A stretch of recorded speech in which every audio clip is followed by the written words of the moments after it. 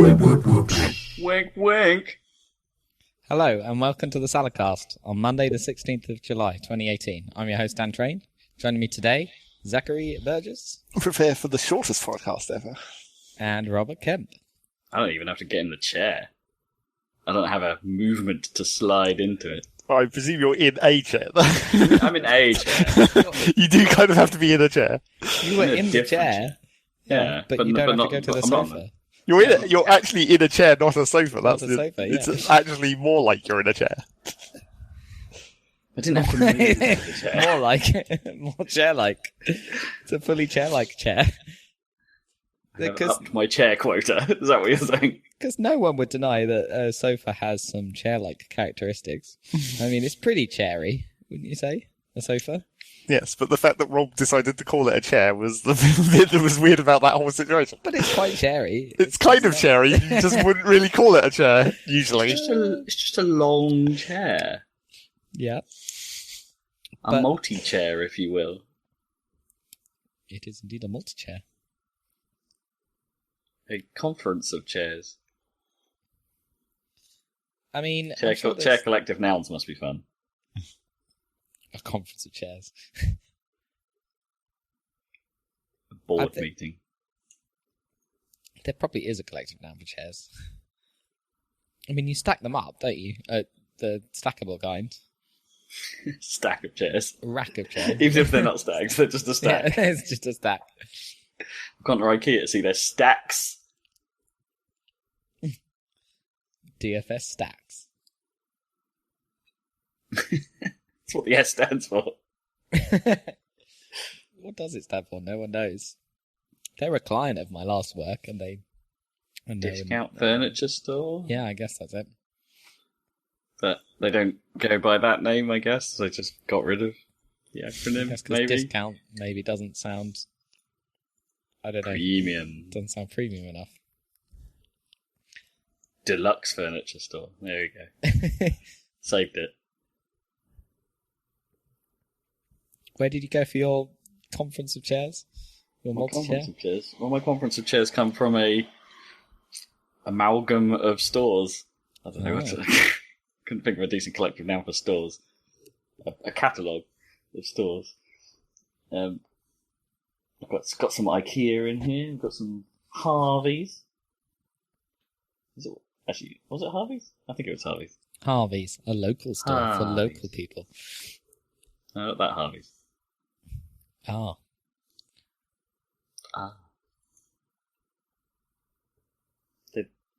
Yeah.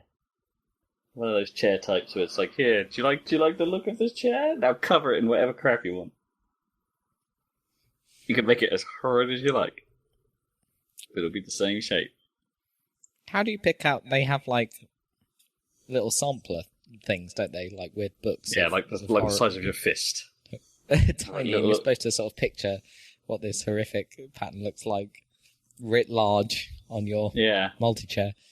Yeah, it's pretty tricky. You have to just sort of be like, okay, they've got one here that's relatively similar, but it's not quite. So if you can imagine it with this better one on it, then it must be better, right? Which is kind of what we did. Which is pure guesswork. Educated guesswork, I suppose. You are actually seeing the fabric. It's not like, we've got this random grey thing out the back. It might work. It's a bit more bobbly. And, maybe a little more weavy. Bit bobblier, yeah. Got a bit more texture. Is that what they sound like? Sofa salesman. Oh, yes. They sound a bit like the Churchill dog, but slightly twisted. A little bit more cockney, I guess. A little bit more geezer. Cockney geezer / What, love? Slap your ass on that.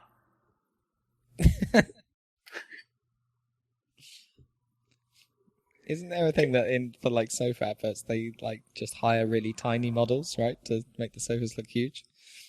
If there's Is that a thing? Yeah, if the lady is like sitting relaxing on the sofa, that's a super tiny lady. So why did they do an advert with Owen Wilson then? Isn't he like quite tall. I don't know. Was he sitting on the sofa in the other? Yeah, he was like laying on it, like talking some gibberish about home, and it didn't really make any sense, and that his job being done, but it's not really done. So he's going to take a nap. I don't know. It makes about as much sense as what I just said. Oh wow! There's no wows. It's disappointing. Come on, Wilson. Wow. What about your sofa, Zeg? It's still leather, which means I don't like it that much. No, I'm not a big fan. I'm not really into leather sofas. I don't mind them during cold weather. Kind of fine. Well, it's fine after you've sat on it for a few seconds at least. Yeah. It's not fine the moment you sit down, really. So it's not fine then, is what you're saying. Yeah, one advantage of this one that we have at the moment is that the cushions have stayed quite firm, so there's not like any sagginess. You don't have a divot. You're not sinking too much. You haven't made your groove. Oh. I don't think you have a good position, a permanent position, do you, Zeg? Well, no, but no one's made a groove. That's the important thing. You can sit anywhere and it's not going to be affected.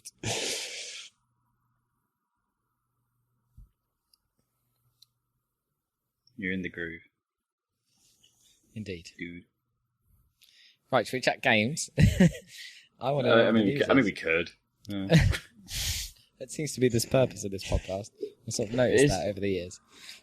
It's becoming. I think we may have said it last podcast, but it's becoming more and more the season of just locking yourself away from the world because it's too damn hot outside. I can't muster the strength to move barely, so just lock myself indoors, play some games. Play some games. I mean, I was struggling with the. I don't usually have a problem with this, but I was struggling with sweaty palms on the controller. Oh man, well I'm the worst for that all year round, so that part isn't any different. I'm just a sweaty man. It's horrible. It's like I can't control it. Really. It's the worst. It's the worst thing. It's like I'd like to just be like, I'm not really that warm. I don't actually need to be sweating right now, body. Like, cut it out. Can I just turn this off right now? But it's involuntary. Yeah, that's the worst. Especially if you're somewhere where you have to wear a shirt. Oh man. Yeah. I mean, not like a t-shirt. I mean, like a proper shirt. Like an actual shirt. Ugh. How did people Hot shirt days are the worst. I mean, wearing a shirt to you had to wear a shirt to school. Wearing a shirt to work. I mean, the worst part for me would be having to wear the tie. That's the insane part. That's what really pushes it over the edge. I don't like ties either. Yeah, Ugh. I mean, that's not good. I mean, there was an article recently that said like it actually does slightly constrict the blood flow to your brain and like. Oh, really? Yeah. Especially if you do it wrong, like too tight. Well, presumably if you get peanutted. Yeah, exactly. Peanut. Was that a common occurrence? Oh yeah, people just yank it basically, and it creates the tiniest, tightest little bastard knot. Like, because none of us were tying our ties properly is the thing. Yeah, like, you tie it the crack quick way, and so when you yank one of those crack quick way ties, they're just peanut, and it's just like Peanut.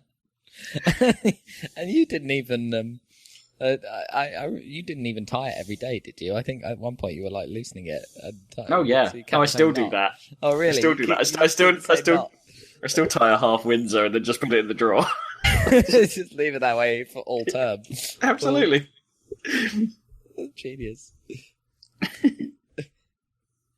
I at least tied a half Windsor every day, but I never learned any other knots. Like full Windsor, I'm like, what? Sometimes it's, you want to do that, because if you get one of those like skinny ties or they're too thin, then half Windsor looks really stupid and pathetic and sideways. And then you're like, how the hell do I do something that's a bit fatter?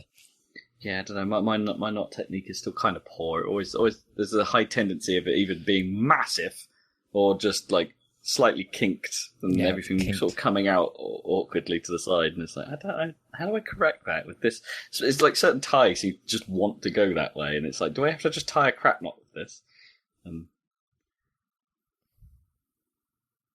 Yeah, because I can never remember the full Windsor. So yeah, booter ties and like probably shirts as well.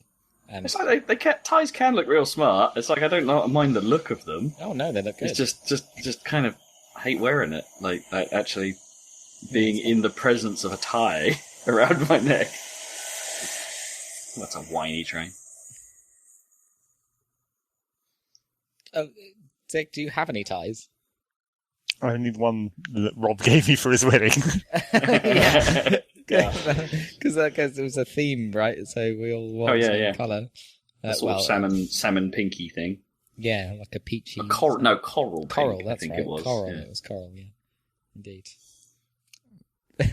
So, you're going to be in coral whenever you need... Do you not need one for, like, a job interview or something? No, not if I can help it. It's like, if I can get away with not wearing a tie, then I won't. Or if I think I can, anyway. Otherwise it's coral tie. Yeah. Coral all the way, baby. I don't know, that shows a level of... Isn't there something about, a man that wears a pink tie? It's a level of confidence. Yeah, pink shirt as well. That's a good one.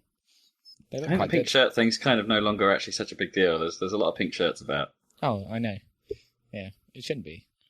I think they look quite smart. I did see someone the other day with a you get the matching tie and like little hanky sets for being properly suited. I did see someone who had it in like a high vis fabric. It was like just that high vis yellow. It was madness. Right. Wow, that is I mean, highly visible. It's bold. Gonna make you stand out. Congrats, that guy. You definitely got noticed.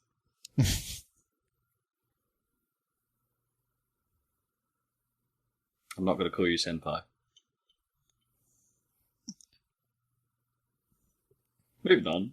I mean, apparently, if you wear a high vis jacket, you can just walk into a lot of places and no one stops you. Oh yeah, I saw that. Yeah, apparently. I saw that.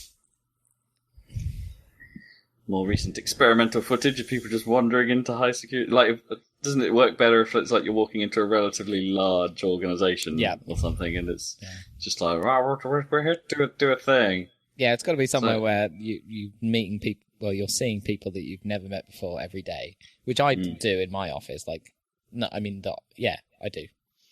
Not my company, but because I'm working in the client's office, I literally see people. I see people every day. I think that I've probably never noticed before. Especially in the building, it's freaking huge. Oh yeah, I suppose it's even worse when it's like someone from the company upstairs. Yeah, exactly. So, who are they? Who are you? Get out of my building. The worst thing is the stupid door with the complicated pass, the pass system, where you have to swipe your card to get in and out. But then it's so annoying, and there's so many people going through that people just hold the door open for people all the time, and so it's kind of the security's kind of moot, to be honest. I would definitely hold the door. I've definitely held the door open for people that I've never seen before, and everyone does it. It's just stupid. Yeah, it's the. I know it's like you're being polite, but in the same way, you're just like you're letting someone walk out with that thumb drive of important gear. Yeah, exactly. Thumb drives. We're getting to the point where you could actually like have office PCs that just don't have USB ports on it, so they can actually be secure. Yeah. Like, I don't know what happens if you plug a USB drive into one of ours. Probably, I don't know if it might be locked down. Like I don't big know, red though. alarm comes on the ceiling. Yeah. SWAT team turns up. This is not an approved device. I mean, Get in the bag. It's very annoyingly locked down, but we did have a way to we discovered that AirDrop was totally open, so we could just AirDrop things to each other. We could move files over Bluetooth, but I think they've cut down on that. Someone probably said, "Oh, I just airdropped it to." It's like that works. So yeah. Oh, right, okay. Well, that's how you have to find security flaws, by exploiting them until someone stops you. Yeah, exactly. Yeah. This was the only reason we had access to things like what was it called? Was it called WinSock or something like the old like you could use the messaging client in Windows to send messages around the old school LAN. Oh, yeah, that rings a bell. What is WinSock? I can't remember.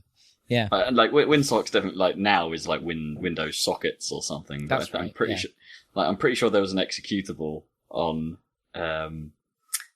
like just on every Windows. So this is like Windows 95 time or something where you could load it up and it would be it would literally just be, hey, what's the computer name? Send a message to it and it will put a little pop up on that computer, just completely unchecked. Right. Okay. So we would just send random computers in the school messages and try and figure out which one was next to us. And Yeah, it's a message bus, isn't it? Yeah, that makes sense. It's weird.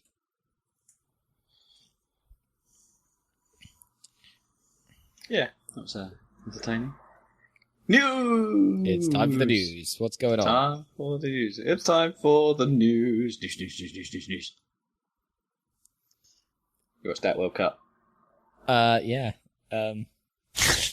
Not video game news then. I was quite pleased No. that we didn't get in the final there because I was on a flight back and it would have been very stressful missing the first half of it. Yeah, no, I don't. Waiting in the baggage claim. Yeah, I don't know. Good on France. You know, taking down our rivals, Belgium. Happy for them and all that stuff. Up until they did the L dance from Fortnite. What? So after scoring one of the goals, one of the French striker sort of starts doing the L dance at the crowd, which is where you do the classic L on your forehead and then basically just stick your legs out to the side. A bit like, when I'm doing my comedy dance here and I'm sort of like, when you kick your legs out to the side. They said it's the Fortnite L dance now. But surely Fortnite, just took some popular dances and Probably nicked it. Yeah, like most dances. It's like Like- flossing wasn't technically a Fortnite dance, but now it is. Oh, I see.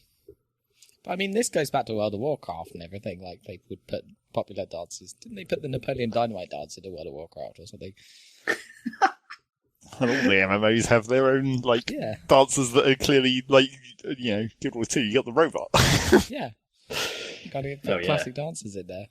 So I don't know if it actually... But it could well be that they're a bunch of Fortnite players. Who knows?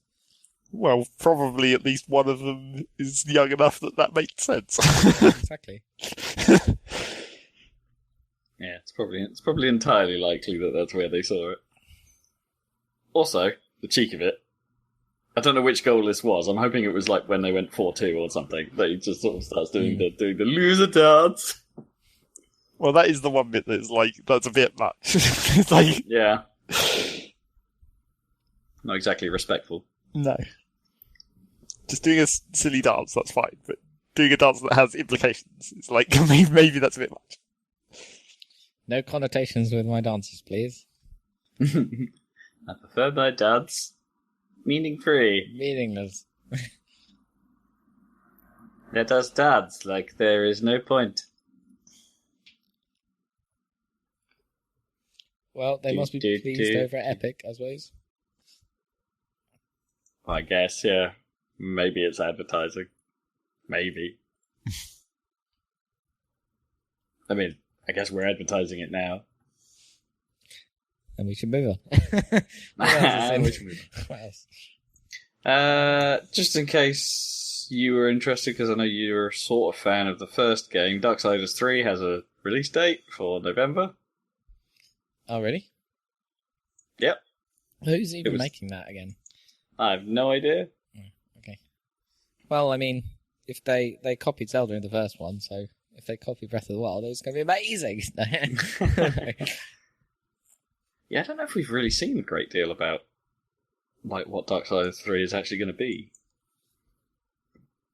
Yeah, are they going back to the first game's roots, or are they going more down what Darksiders 2 was, a more combat-focused thing? Haven't heard, but Hmm. that's coming up then. It's coming up, as is Monster Hunter World, released on PC in August, confirmed and nailed down. For anyone that cares. Yeah, I guess it's the story of the last 2 weeks is this ArenaNet thing, though. So what's going on with this? What is ArenaNet? And so ArenaNet are the developers of Guild Wars 2. Oh yeah. Which you guys played quite a bit of. Yeah, you know. At the do you time. still play it every now and then, Zeg, or are you finally out? I haven't for quite a while. Yeah. Yeah, so we were in that for quite a long time. Did it get a Game of the Year from us? Did we give it to Guild I think Wars? it probably did. Yeah. I don't remember. One of those classic, probably last minute Zach goes, screw you guys, Guild Wars. I don't know about that. I don't think Guild Wars would have been that easy to win. Screw you guys, The Witness. Yeah, but that was the best Game of the Year. Yeah, I know. It's just that we hadn't talked about it up to that point, and we were just like, oh yeah. Yeah, so this ArenaNet thing is kind of kicking off a second wave of Gamergate nonsense. So the story, as I understand it, is that a female narrative designer by the name of Price effectively was tweeting, having some stuff tweeted at her by I think it might have been a YouTube comment or something like that. Where she took it as, I haven't seen the original tweet, so I don't know if this, I haven't been able to find the original tweet actually, but she took it as this guy trying to tell her how to do her job, and she was like, okay, today in female game development, and someone who I've literally never worked with trying to explain to me how to do my job. If any other asshat comes and tells me what to do. Yada yada yada, goes on for a little bit more. Right. Just basically trying to be like don't do that. Yeah. But perhaps doing it in a slightly aggressive manner. Well, after probably had it happen multiple times. Probably, yeah. You might be in the public eye, having been, I guess, I don't know if she's narrative lead, but I assume she's worked on Guild Wars for as long as it's been out and things like that. So probably quite a prominent member. Or, well-known part of the team. So it all kicked off at this point, as it would, I suppose. People going, "Rah, you shouldn't talk to us like that." Rah, to us, as in ladies. What, the fans, or the fans in general, and the Guild Wars community, and they were like, "You shouldn't treat us like this." Blah, blah, blah, blah. So then one of so what was the actual criticism in the first place? Oh, what, the original tweet or the original comment? It's like, that's the bit that most of the coverage doesn't seem to actually focus on. Oh, okay. I haven't actually been able to find a decent source of what that was. So no one knows what it was. Might have been deleted by now, yeah. Okay. Or unless someone's probably got a record of it, but I just didn't find it.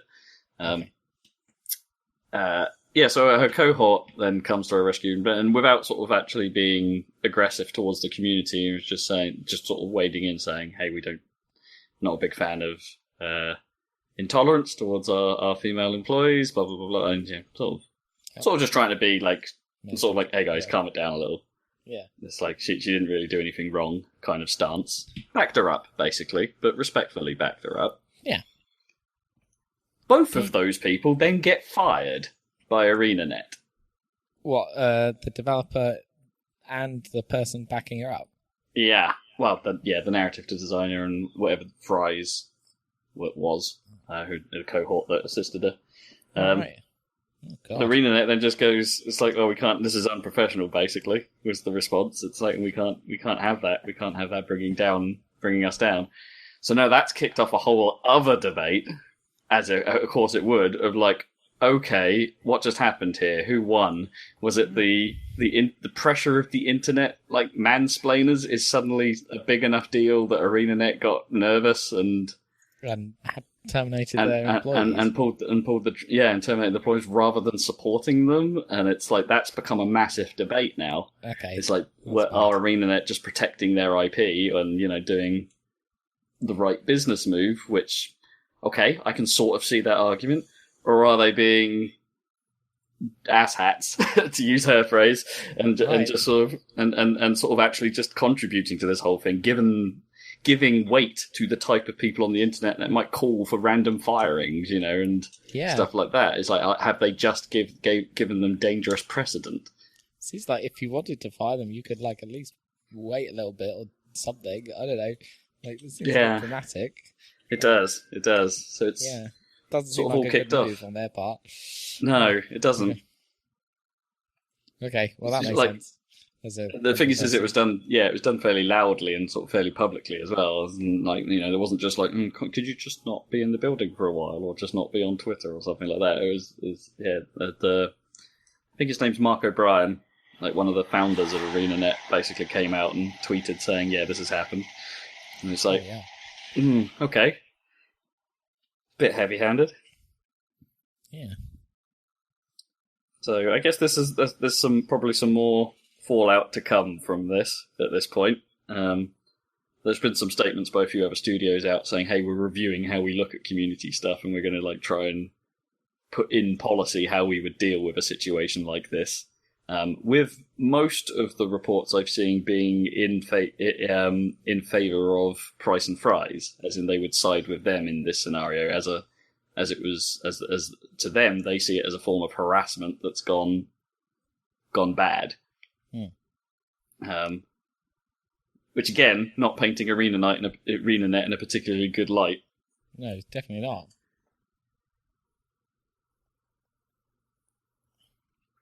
So yeah, not a fun one. Gamergate 2.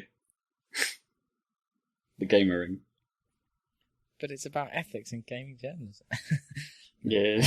Yeah. It's not even journalism at this No, I point. know. I know. It's I'm just, just joking. Yeah.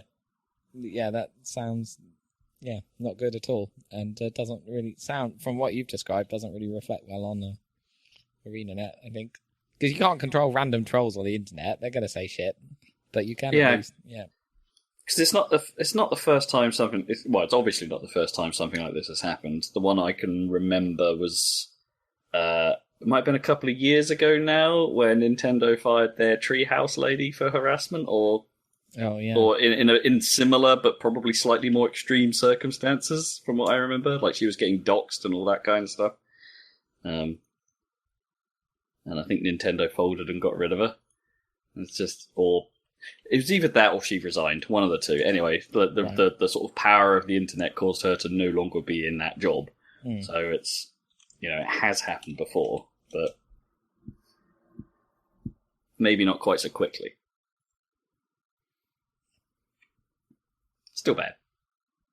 Okay, now we know. Still bad. Let's talk about something slightly happier. Yeah. Nathan Fillion made an Uncharted short film. He did? What? And I haven't watched it all, but I've watched a little bit of it because I want to sit down and watch it. Like, it sounds like he just... Or... Yeah, he's playing Drake, of course. Of course. And who else did he get? Like, friends of his or? Yeah, I think so. Like, I didn't notice any other big names, but I think it's just a crew of his he works with. They just sort of got together and made a thing. And what's it like? It looks pretty good from the first few minutes that I've seen. It looks pretty good. Maybe he's trying to get it made. Well, I hope so. It's like that actual film's been on and off for years. Like nothing's really been settled. Like I don't think it's like ever been. I'm not sure it's even in pre-production. If you know what I mean. It's like it's just like someone's writing a script. Maybe they haven't quite figured out who would direct it. They haven't quite figured out who would be in it. Nothing's really ready. Production hell, as they call it. Yeah. Or development hell, isn't it? Development hell. I suppose. Yeah, same thing. Yeah, it's like you've already got Tomb Raider as like the Indiana Jones rip-off thing. That's not work. And then I guess, but Uncharted has already really good writing and characters, right, from those. Which compared to Tomb Raider when it first came out, obviously it was great, those games, but it wasn't like you couldn't borrow from the games to make a film really. Whereas with Uncharted, it's pretty much, you definitely could. The characterization and stuff. Yeah, the film, the games are almost films already. Yeah, you just, exactly. It's almost an easier job, surely, to make the film from those games, because it would be more of a cut job than it would. We've got to actually write story. Well, assuming they'd use any of the existing stories, I would have thought Sure. they'd have to have a new one. And I'm sure they've had plenty of adventures, him and Sully, that they could just make stuff up. It'll be fine. Yeah, I don't know if they would do like canon, or if they'd reboot it. Yeah, just do something Story-wise. wildly different. Yeah. Yeah. I think it could work because it's like Tomb Raider. Like, even though you're right, it does sort of try to be that sort of role. Tomb Raider, that last Tomb Raider film, the Alicia Vikander one, was played quite straight faced. Right. Yeah. Do you know what I mean? Not Not too too much like humour to jovial, not too jokey, not too like. And it's like but that's Nathan Drake's entire character as being that sort of goofball with ridiculous luck. Almost like a Han Solo type character, you know. Yeah. I mean, he does share quite a lot with Han Solo. I think he's a little bit more woke than Han Solo. He's a bit more modern than Woke. You know what I mean. I do know what you mean, but Only joking. woke. I was using it ironically. Yeah, I don't know. I think it could still work. Make that film. Get Yeah. Nathan Fillion to do it. Get woke. Make it. Get woke and get a woke.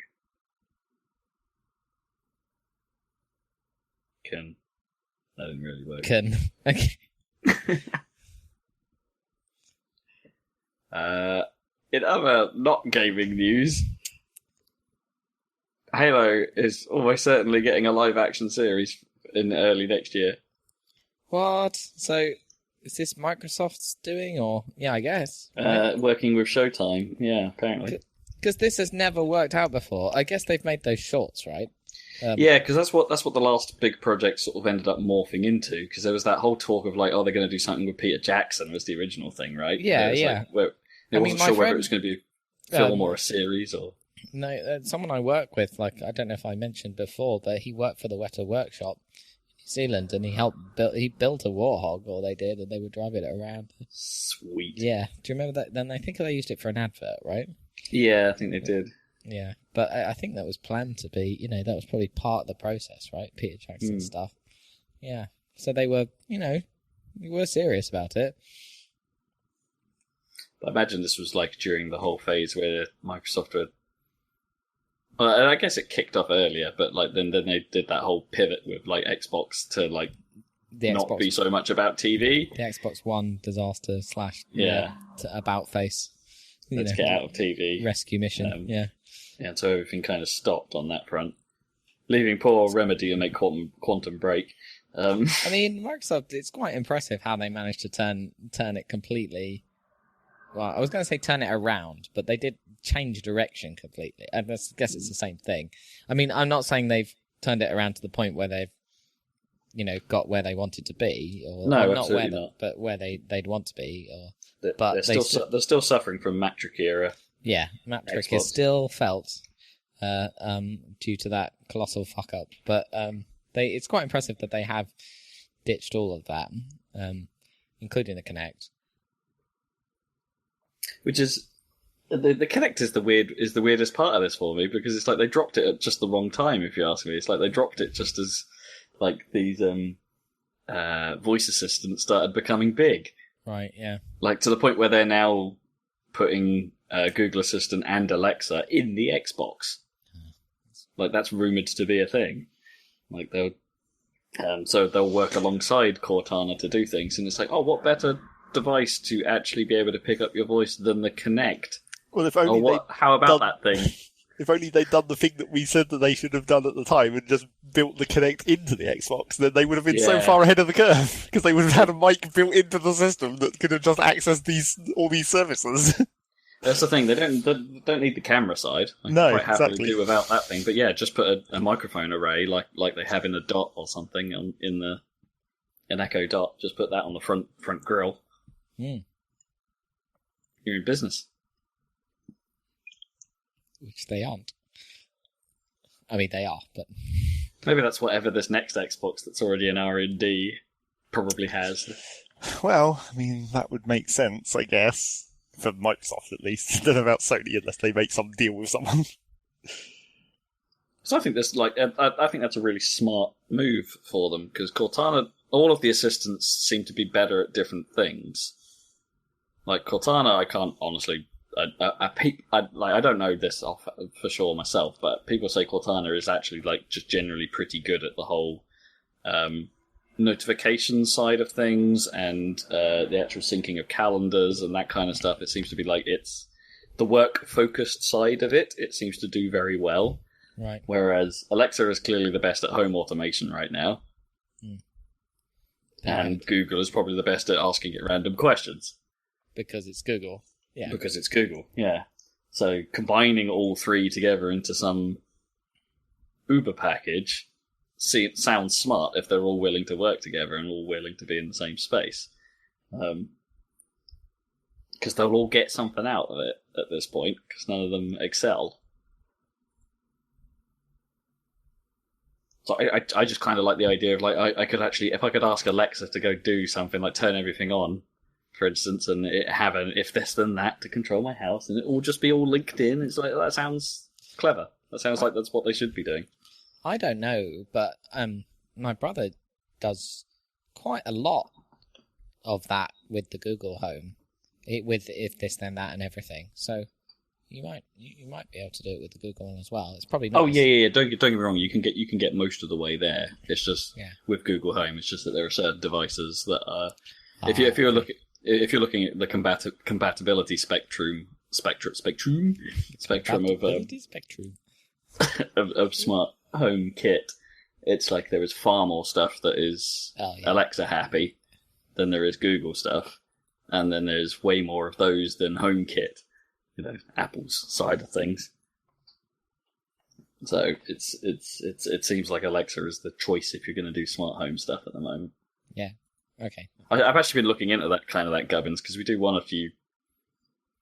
There's a few little things that I don't know. They're stupid little things like, hey, we could just wire up a light switch next to the bed for the light in the main room, because it's annoying when you get into bed and then one of you realizes, oh yeah, the main light's still on. It's not just the lamp. And you're like, ugh, I'm going to get up to change the light. It'd be great to just be able to shout at it and just be like, turn it off. Yeah. Little things like that. So just get a long pole. It'd have to be a really long pole. I suppose you've not really seen my bedroom, but yeah, it's round a corner almost. The light switch. Well, that's just another classic indication of how the badly designed house effect. Slightly, yeah. I've got some of those smart light bulbs, and they. Oh, have you? Yeah, I mean, I didn't buy them myself. My brother bought me. He's really into it because he's got the Google Home connected to them and everything, and the Philips Hue or whatever. But he got me a kit for Christmas, and then I've since bought some more bulbs and connected to it. I mean, it's quite weird that you have to go to the internet to turn your lights on and off. I mean, it's quite fiddly. So I ended up getting a remote as well, because it was a bit silly turning my lights on and off with my phone, which I can still do. But isn't the advantage of those Hue things is that because they're just bulbs, you can just use your switch? You can, but they obviously won't turn on if you use the switch to turn them off. But... Yeah, exactly. Well, that's the thing. That's the best thing about them is I have them in my bedroom, and I have them set to come on, in the morning gradually. So then I wouldn't be able to use the physical switch because that would stop that working. But unless you go to the effort of replacing your wall switch by putting the because some of those have the dimmer for the Philips Hue stuff actually has a wall mount. Yeah, so that's what I ended up doing. I got one of those extra. It's like a little and it has a wall mount, but I just stuck it on the wall, and then it has magnets in it, and you can actually take the little. It's like a remote, and you can take it with you or whatever. So you could have a couple of those, I guess. Because I looked at the other option, which is to just have smart light switches, because that to me sounds like the smart long-term option. Oh, okay. like so you put a light switch in the wall that's all connected and all that stuff, and it's however there's all kinds of complications with that as well, like because the UK house wiring tends to just be a straight circuit rather than having a neutral wire you can tap into. So you can't really use them to be proper straight on-off switches. They have to act as like a dimmer circuit, so your lights basically have to always be on, which means you need to have dimmable bulbs everywhere, because you couldn't just have a light switch that's just on-off, because you can't do that without a neutral wire. Right. And also they're really expensive. I guess that's the problem with all this smart stuff at the moment. Yeah, it's all quite pricey. Well, the Alexa themselves and stuff are pretty cheap for what they are because they're heavily discounted, subsidized. The dots are, yeah. Yeah, they just want to get as many of those in your house as possible, even if they're making a loss, so that you'll use them to, buy books and shit. I guess that's their plan, right? Yeah, Amazon make their money elsewhere. That's the thing, just fitting there's one company that do like English happy smart light switch stuff that, as I say, fills that role where it's like it's not really turning your lights fully off, it's just turning the power down enough so it can power itself, but still has to run the current through the bulbs. Called Lightwave RF. But yeah, that seems like an almost costlier way to get started, because their kits are like 200 quid for like a switch and maybe a power outlet as well. But then you need a bridge, because everything needs a bridge. And it's like, where am I going to put this bridge? Yeah. Because even the Philips stuff needs its own little mini hub, doesn't it? Bridge, yeah. And even if you have a hub for home automation, it's like, no, it's not the same thing. You still need these bridges. So you need like a smart hub and bridges if you're going crazy with this stuff. And it's like, oh man, this has turned into a bit of a mess quite quickly.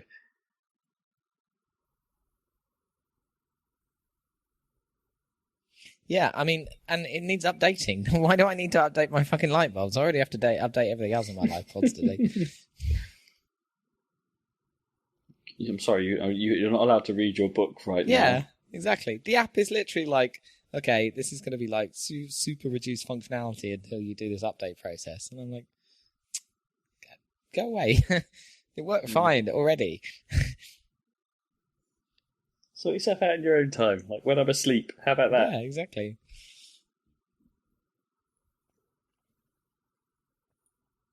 How about that?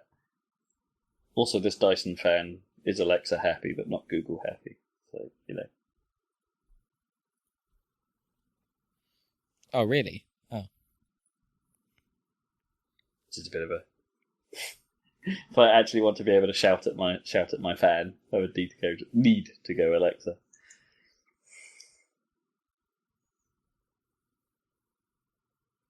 It's sort of what prompted this whole thing, to be honest. Not the Xbox.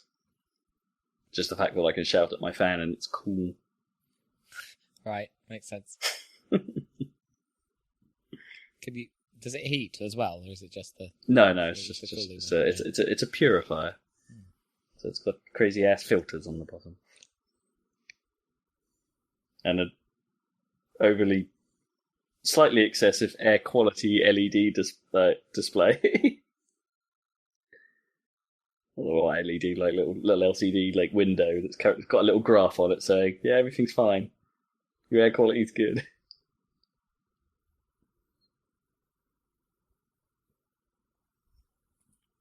How are we doing on the news? I think we're done with news. I think we're way past news. It's time for what you've been playing. We're way past news.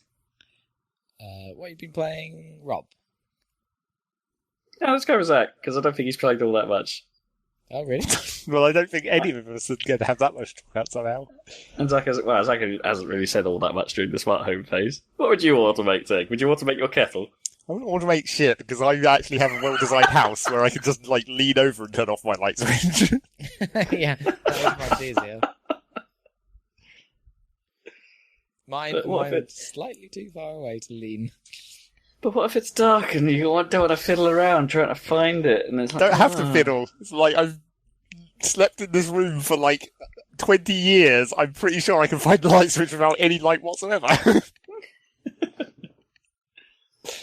I gotta admit, there is one circumstance that I'm not quite sure how I would get around. Like, what if I go to bed and Gnome's left the lamp on, right? Because at the moment what I have to do is I'll have to sort of go up to her side of the bed and sort of feel like okay, I've got to somehow... The cable goes down off the bedside table, sort of between the bed to the power socket, and it's like, okay, so I've got to try and be careful of, like, get the cable to my hand without scraping it along the bed near her face and waking her up. So it's like the awkward bit. And then when you press the switch anyway, that little normally wakes her up anyway, and it's like, for fuck's sake. Get a better lamp. Get a better lamp, yeah. Touch lamp would probably solve that. But then if I had like a smart plug on it, then I could go to my side of the bed, get comfy, and then just get the app out and be like, turn it off quietly, because touch shine a screens bright are quiet. phone light in her face instead. Yeah, but the lamp's on at that point. That's not a problem.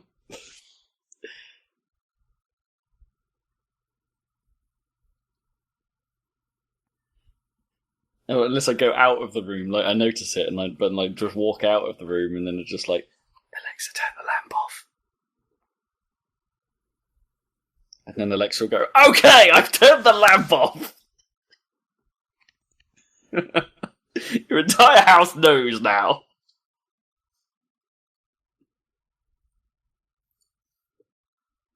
Anyway, games. Not really. Not really. No. What is there even to talk about? Rocket League moved on from their summer event to their anniversary event. Consecutive events. Almost immediately, yeah. Almost like they didn't quite plan that very well for some reason, even though they knew when both of those things were going to happen. Or maybe they're just trying to... like, eke out as much as possible. They were like, we could have one event, or we could have two events, and make it so we spend twice as long in like, event mode and make people happier because of it. The thing is, like, it's not even Rocket League's anniversary. They're celebrating, is it? It's let me try and remember this. Supersonic Acrobatic Rocket-Powered Battle Cars' 10th anniversary. Yes. The predecessor. When did Rocket League even come out? It must have been It's like 3 years ago now, something like that. Late in the year, right? Another game of the year. Yeah. I think that one had stiffer competition, that one. But the anniversary thing hasn't been that interesting. I mean, they put in the anniversary map, which has like, well, for a start, it's a differently shaped map, which, you know, we keep saying about Rocket League. You know, we kind of like differently shaped maps, but it also has like different physics as well, which makes it kind of awkward. Like, I think I kind of like that map with regular physics. Yeah, maybe. Maybe it doesn't have to be quite so floaty, like quite such a... Because the idea is they've made it to be more like the physics of the of Sabka. Yes. But I don't think it's, like, necessary. I think it might even work better with regular physics, because the main problem with floaty physics in Rocket League is it makes the ball, like, slower. It's not necessarily like to do with staying in the air for longer or going higher or anything. It's just like you can't really hit it as hard almost. And it'd be way easier to get it to bounce off the back wall because the back wall's so far away because the goals are indented into the field. If you had the regular speed of the physics, you'd actually be able to hit stuff off that back wall easier, I think. Because the floatiness decelerates everything so much. I'm going to correction columns myself here a little bit. This is roughly the anniversary of Rocket League coming out. It was 7th of July 2015, so it's 3 years of Rocket League. It's probably not a coincidence that it roughly came out on the anniversary of the previous game. Yeah, I guess. So there's that, and, you know, get some free stuff out of Golden Eggs. Free stuff? Everyone likes free stuff. Still hasn't been the actual update, you know, the update. It's going to change the XP progression and all that stuff. And the Rocket Pass. Yeah. So we'll probably be moving into like a third event almost, because the rocket pass will come in, and that will practically be like an event. I'm sort of surprised they didn't do anything to sort of be involved with the World Cup a little more, other than those TV ads they were running at the time. But I don't think that's probably just like you have to do some kind of crazy deal with FIFA or whatever, and that's probably a lot of effort. Or maybe they don't. They just have to have some countries. I'm not sure that's how that works. As long as you don't put Modric in there, then you're fine. It's like if you were going to do that, you wouldn't be able to have the World Cup mentioned at any point, because I'm sure that comes under the FIFA banner. You just have to be like France playing football in an unspecified tournament. Yeah, exactly. You'd have to call it the Planet Cup or something. Well, I'm not sure you could even get away with that, though. I'm not sure whether... We'll call it the Globe Trophy. There you go. Got it. Maybe. There's no trademarks on Globe Trophy, I'm sure. I feel like Rocket League doesn't have like a production cycle on their updates that's nearly as responsive as that kind of thing. They would have had been planning that for a long time. And considering all this other stuff that they've already got planned, they probably didn't have spaces to fit in even more events. That's what I mean. They could have done it instead of the summer event, is what I mean. Like, the summer event could have been the Globe Trophy. I guess, but I think they prefer seasonal ones to, like, specific ones. Because, like, even in Overwatch, the summer one, it's like, it was technically the Olympics that one time, but then they were like, nah, the Olympics doesn't happen every year. But we still want something happening in the summer. Oh, yeah, Lucio Ball. It's the Summer Games, they just call it. Yeah. It's not Olympics, it's the Summer Games.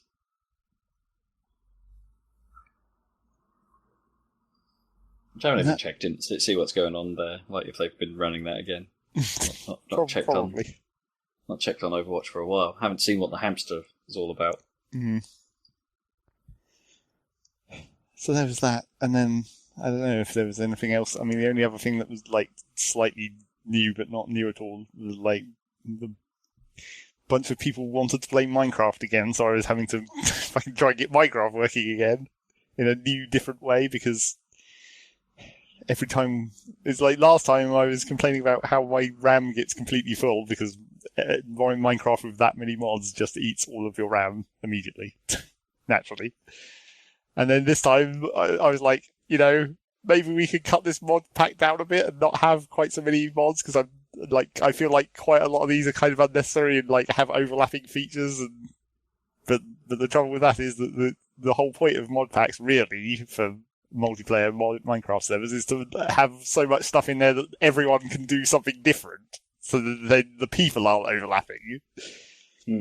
So this mod pack is not actually any smaller. In fact, it might even be bigger than the last one. So I'm like, oh good, this is going to run real well. How much RAM are you running at the moment? 8 gigs. Oh wow, okay. So you're sort of on, I guess, 8 gigs is still the sort of, I guess, min spec now, right? For nowadays. Kind of entry, yeah. Yeah. But still, that's more than my work laptop has. My work laptop needs more RAM. Yeah. 4 gigs is unsustainable. I've got 6 in that thing. Oh, right, okay. Yeah, it's still not quite enough. But for a decent dev environment. All these years later, 16 is still pretty, it's great. It's still... Yeah, I did not need to get 32 in this PC. No. I have never pushed it anywhere near that level. No, I think 32 is, yeah. I don't know what you need to be doing to need that, like heavy video. Well, I thought it would make the video editing process for the Salad like even easier and quicker and stuff like that, but it doesn't really. No.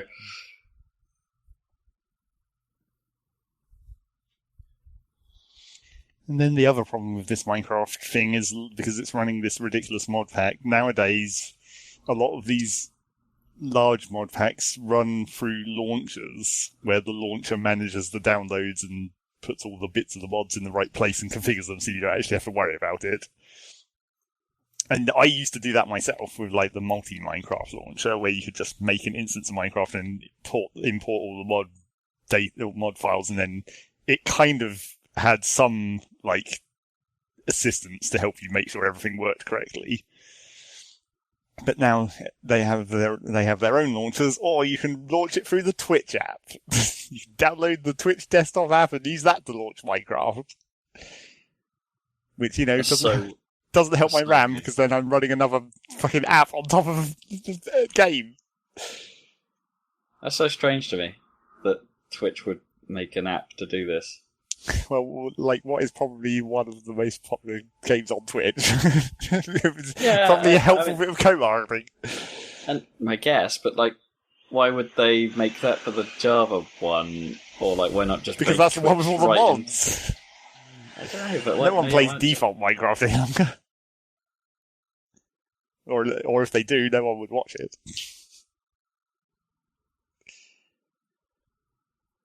Maybe.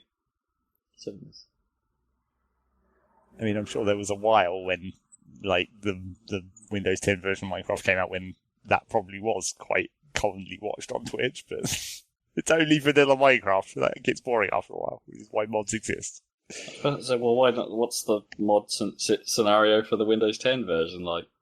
Probably still not good, I bet. How do you mod the Windows 10 version? Yeah, that's the actual question.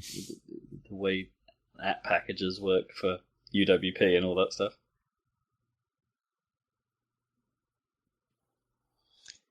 Yes, and this mod pack still, like, even though it's bigger than the previous one we were running, I don't think there's actually that many more new things in it. It's like mostly the same. So I'm like, okay, we put this mod pack in here with the intention of having everyone be able to do stuff, but aren't we still going to be doing a lot of the same things? Mm. Especially for the things that are like some of the mods that are kind of low level but kind of necessary, like the Tinker's Tools mod, where it's like it replaces all the default like mining pickaxes and swords and all that stuff with like customizable tools, and it was like you can't really not do that because that mod's just so good for that specific purpose. So you're always going to have to go through that whole process of setting up the Tinker's Forge and all that stuff. So we're still going to be doing that, and we're still going to have like conduits to move items around. Those mods are still the same. So it's like 90% the same stuff. There's just a couple of... So far we've got one person who's doing bees, because we didn't have bees in the last time, all the bee breeding. One person doing... Or two people doing the magic, because Foundcraft wasn't in our mod pack previously, but I've already played Foundcraft plenty, and apparently they have too, just maybe not this version. So it's only marginally new. And then I'm like, oh, yep, well, what else is there? We've used all these mods. We've run out of mods. Dig a giant hole in Buildcraft again, I guess. Well, yeah, and Buildcraft hasn't been in mod packs for so long. That's the trouble. I mean, Buildcraft was never that great a mod, really. It was quite an early version of that kind of idea, and was superseded by other, kind of better ideas, better item conduits for moving shit around. And digging holes. And we still haven't got to the point of automated mining, which will be where we'll find out whether the server will crash all the time. Because the last time we played the mod pack, there was 3 or 4 different mods that had different ways of automating mining, not in the Buildcraft style exactly, but similar things. You'd set them up and they'd go and dig all the ores out of the tiles underneath them. But every single one of those we tried just crashed the server after a certain point. Because apparently there was some kind of, one of the mods had put in some kind of block or object that spawned underground, and when any of the mining machines tried to mine it, it would just automatically crash the server. We couldn't work out what it was. It's one of these things somewhere underground that we can't see, because obviously the mining machine is just trying to do something hidden away under the earth where we don't know where it is or what it's doing. Then it just crashes. Great. Yep. It's always helpful. So, maybe I'll play some more of that. It's just such a bloody hassle for me, specifically, because I'm like, it takes forever to launch, takes forever to close. And that just doesn't encourage you to that doesn't encourage you to play it for a short period of time. You're like, if I'm going to have to sit here for 10 minutes launching the game, and then 10 minutes after I finish playing for my system to recover, I'm not going to jump in and out of that. I have that problem at the moment with me trying to do music work. Because, switching to ice. Yeah. Switching from between my OSs is such a... Switching to ice is such a laborious process now. It takes so long to boot and so long to settle once it's booted that you do have to commit to it and be like, all right, I'm going to come back to this in 20 minutes and it might be good. And also the other problem with... Or every time we do a podcast, yes. I have to get that ready well in advance. Well, you have to get lots of stuff ready well in advance for podcasts. Sure. The other problem with... My Quest first time this week, so, For a change. That's good. The problem with Minecraft for me as well is because it's using all of my RAM, I can't even do anything else at the same time. I can't even have Chrome open or anything. Because that is too much RAM there. In fairness, Chrome is a horrible memory hog anyway. Yeah. But... Which makes it actually really annoying for Minecraft, because if I have to look anything up on a wiki, I'm like, well, I guess I have to use my phone, but I've got a shitty Windows phone, and that can barely open web pages. And then the Switch doesn't have a browser on it. No. Maybe I should use my 3DS, see if that works better. Amazing. That would be so Opera good. Browser or whatever. Yeah. Because It'd probably be fine for GameFAQs. It feels like with the Windows Phone, a lot of the time it just my shitty Windows Phone, feels like a lot of the time the Internet Explorer or whatever crashes because it's trying to do too much. It's it doesn't know that it's running in such a shit phone that it should try and load quite so many things at once, and then it just gives up. So if you put it on the 3DS with its very specifically tailored browser, maybe it would handle that better. Probably not, though. It'd be nice if I could just, there's the classic problem with mobile internet, but I need an even more mobile internet where I can just be just just open the HTML file and I'll fucking read the text out of the body tag. I'll just control F through the text and find the bit that I need, because all I need is the text. I don't need any of these images or anything. You might have more success if you can disable JavaScript on, Maybe. I wonder if there is any additional options I could fiddle with on the phone browser. I think you can do that. You can definitely do that on an iPhone. Of course, the other, the classic problem with Minecraft wikis is they all use fucking the Wikipedia one. Yeah, Wiki. not what is it called? Oh, Wikia. Wikia. Wikia, that one. They all use that, and that is just a terrible fucking web page design. Yes, it is. The adverts just gank everything, and it's just horrible. I haven't heard that word for a while, but that's very appropriate usage. Ganked by adverts. And apparently it doesn't, all those web pages don't scale very well on my phone, even though it tries to load a mobile version, you get the frames of the text boxes spill over the edge of over the edge of the page. It's just why is this so bad? Boy. So yeah, not helpful if you need to look anything up. Well, your phone's still running IE, isn't it? I guess. It'll be pre-Edge on your phone, so yeah. Shit. How did they even get IE to run on a phone? Not very well. Sure, is it actually IE, or is it? Yeah, because I think they only introduced Edge on Windows Phone on Windows 10 mobile, and I'm pretty sure Zach's phone must be either running Windows 7 or Windows 8.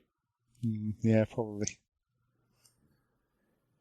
In fairness, was a better phone OS. But shame about the browser bit. Well, I don't know if it's necessarily, it might not necessarily be a problem with the browser as much as it is that you've got that browser crammed into my phone. Yeah, probably. Crammed into a really underpowered phone. You still play Jetpack Joyride, you're fine. Yeah, exactly. That's all you need. And speaking of mobile games, I guess I continued playing Pokémon Quest and Fallout Shelter. Not much happened there. I grinded my way through another 2 of the Pokémon Quest areas. It still at the point of just being this kind of annoying grind where you're like, I just need like one more level, and then I can finally have just barely enough power to beat the boss, and then move on to a new set of grinding. But a set of grinding that would be slightly faster than the current grinding you're doing for a while. Well, yeah, for a while. Because, like, you get those statues that increase your XP rate for another set of levels. So I'm like, I can level up slightly faster up to 50 now. I don't know how bad it is past that. Well, there's only one more area after the one I'm on now, so it's, like, theoretically not much more to this game. Oh, crikey. So you've actually managed to grind through all of it for free. Well, it was, like, there was only 3 levels that have been in the grind zone. So there was, like, 6 or 7 before it turned into the grind, and then there's these 3, and then there's like 1 more after that. So I think that just like, or at least I assume it's only 1 more. It appears to only be 1 more on the map. But there could be some kind of something that happens. Some kind of something. And then it's just a matter of how many more Pokemon do you want to try and collect. There's only 150, It's quite easy to get all 150. It's a proper number of Pokemon. Yeah. And then Fallout Shelter has been... That's progressed to the point where it's like I don't have to pay nearly as much attention to it. It's like I can just... The timers are in like the 6-hour range or whatever, so I can just be like, yeah, I only have to look at this literally once a day now. No need to come back and check in at any point. Just get in daily. Get the daily rewards or whatever, as you do. Classic. See, they confirmed that Jesse and James are definitely in Pokemon Let's Go. Which is kind of weird. Because why would they not be? Well, why would they be? I went Team Rocket in... Team Rocket were in Red and Blue, but not Jesse and James. Not specific Team Rocket characters from the anime. I see. Right. I just sort of always assumed that it was them, they just hadn't named them yet. Well, there was never any specific Team Rocket named Team Rocket members only started appearing in quite later generations. Before that, they were all just like Rocket Grunt and Rocket Leadership. Okay. And then the boss dude who had a name, but that was just because he was the boss dude. Giovanni. Oh, Meowth isn't the boss then. No. But yeah, the fact that they're like bringing in the anime references into the game, because like then what? That's kind of what Yellow was, wasn't it? That like the whole point is they were bringing Pikachu in because Pikachu got popular because of the show. Kind of, not exactly. But that's like, why Pikachu's a thing, right? It's because they chose to put him and Ash together for the show. I don't know if that is why. I feel like Pikachu might have just got some popularity anyway. If you were looking at all of the, especially the early Pokemon that you get during a run of Red and Blue, Pikachu's probably the one that's like an interesting design. I guess. It's not just a bird. might be one of the easiest ones to plushie. Yeah, exactly. But yeah, like having actual, because then you're like, you were implying that like the actual character in Let's Go is actually Ash, except it's not because it's clearly not. It's clearly just Red, the generic game Pokemon trainer name. I really hope they go through the whole introduction speech. They might. I really hope they do, because it's like if it's Jesse and James, you've got to do it. I guess, and you've got to have Meowth pop up at the end. Well, yeah, that's right. But then then you're bringing in a talking Pokemon into the games. Opening a whole other level of problems. I guess but they've got Detective Pikachu now. I don't know if Detective Pikachu counts as existing in the same world as the Pokemon games. Like, I think that's literally a spin-off, not like a completely separate universe. What if Meowth doesn't like coffee? Maybe Detective Pikachu exists in the anime universe. Oh, maybe. Maybe that's the other way round. I don't know. I guess we'll never know, because we're not going to play that game, probably. Oh man, it'd be so good if that was the twist, that it's like Jesse, James, Team Rocket, the speed of light, and just like then Detective Pikachu turns up and goes, "That's right." In his ridiculous voice.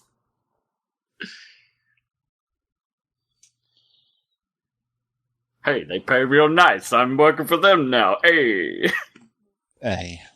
hey, Detective Pikachu, pay the bills. I think that's mostly all that I played. There was a tiny bit more Zelda. I still didn't actually bother to go and beat that canon yet.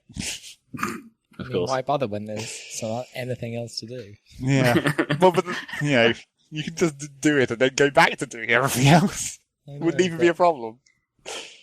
But then it feels like you should put it down, really, doesn't it? I don't know. It's something... Kind of, yeah.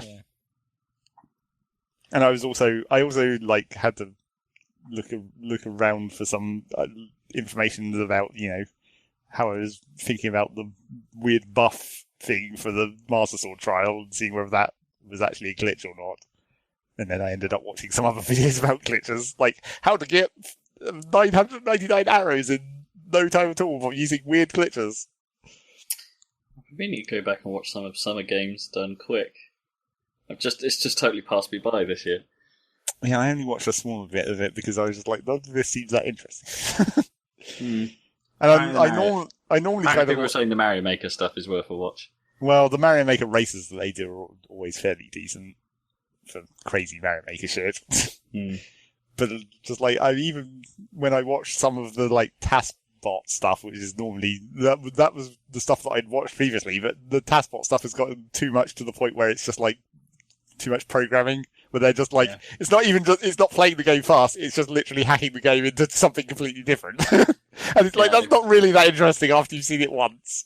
Yeah, no. The fact that it could be done is like through the controller is kind of amazing in of itself. But as I say, once that's been done, because it's like there was, I don't know if it was this year or whether it was ADDGQ instead of SDGQ, but they did like Monkey Ball again, but tasked. But like they were doing it through replay files, so they were just playing back the replays of the task runs. But then at the end, they revealed that in actual fact, they found a way to just hack the replay files so they can program the replays to show whatever the fuck they wanted. It was just like, this whole thing was completely pointless. Oh wow! It's like, this was all a lie.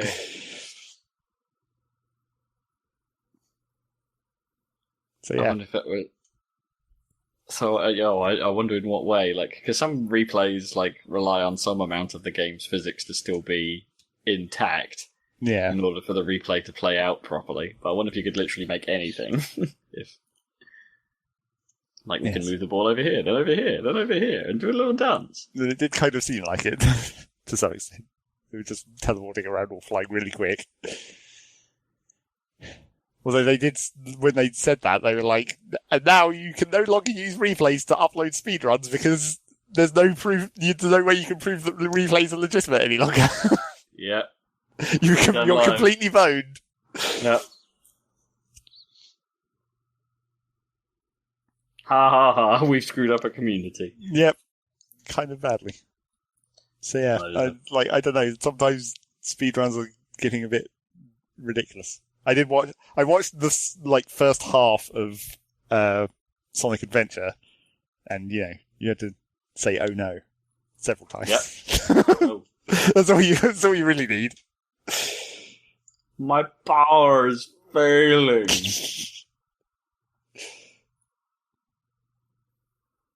So that's that, I guess. I suppose that'd be an appropriate moment to plug that we finished our, Sonic Colors playthrough. The last part hasn't been uploaded yet, though, has it? No, not yet. It's encoded and ready to go. I finished that off today, but it's not uploaded yet. Spoilers. You spoiled the fact that we finished the game the next episode. Well, yeah. We were quite close to the end anyway, if you watched part 3. So sure, but what if we'd had some kind of ridiculous disaster? Or, what if the last level had taken 3 times as long as it should have, and then there was a million years of credits? Yeah, what if those things happened? What if? Yeah, so subscribe to the channel Happy Salad to find out what happened at the end of Sonic Colors with a surprisingly stupid storyline. I wouldn't say it gets better.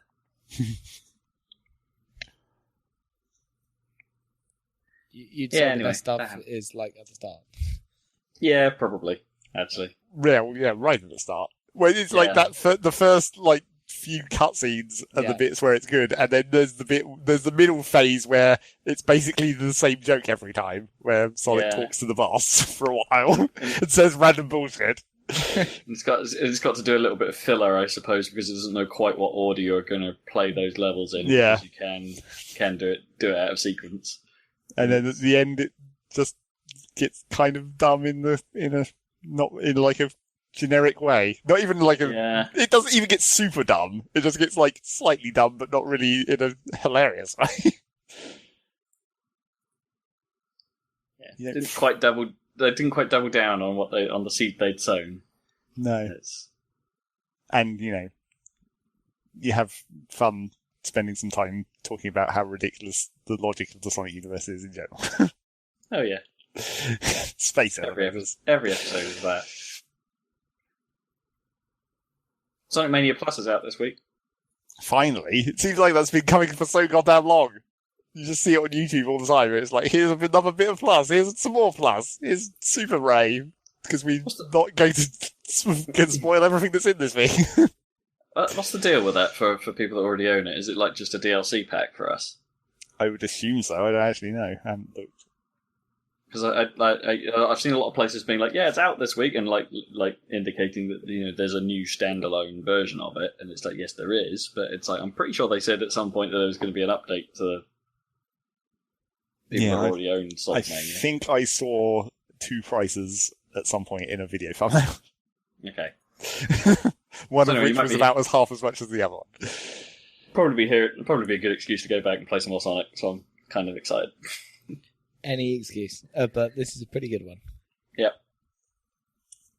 It's the first time I'll be playing as an armadillo. Because I didn't play Chaotix, so I didn't play as Mighty. Yes, okay. You also didn't play Dylan. Dylan? Rolling whatever that game's called on the 3DS. He's an armadillo. Yeah, Dylan's Breakers or something. I suppose you think that game's alright. Yeah.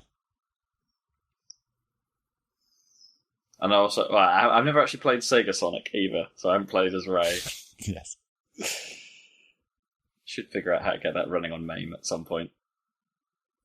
Because it was trackball was the annoying thing about that game. Yeah. And you couldn't even play as Mighty in Sonic Heroes, because he didn't exist. No, he just wasn't there for some reason. You only got a small bit of Chaotix. Are any of Chaotix in Sonic Riders? Were they skipped for that? I don't even remember. No. I don't think so. Because I think the bird team just kind of overrode the Chaotix, I guess. Yeah. Sonic. Sonic Forces hasn't been adequately on sale yet for us to pick it up for a video series. So, for an hilarious video series. Yeah, I haven't quite been able to justify it to myself yet.